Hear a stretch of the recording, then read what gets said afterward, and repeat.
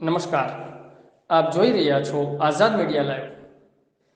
ગીર સોમનાથ જિલ્લાના વેરાવળ ખાતે Indian Red Cross society દ્વારા જિલ્લા લેવલનું આરોગ્ય ભવન, જેમાં blood bank, physiotherapy, dental care વિભાગ, લેબોરેટરી કે જેમાં અત્યંત આધુનિક ઇન્સ્ટ્રુમેન્ટ અને અનુભવી નિષ્ણાત ડોક્ટર્સ અને અનુભવી સ્ટાફ સાથે કમિટી સભ્યોના માર્ગદર્શન હેઠળ આગામી સમયમાં કાર્યરત થવા જઈ રહ્યા છે, જેની માહિતી ગીર સોમનાથ જિલ્લાની જાહેર જનતા જો the Indian Red Cross society Gir Somnath જિલ્લા શાખા વર્ષ 2021-22ની સાધારણ સભામાં સંપન્ન થઈ હતી.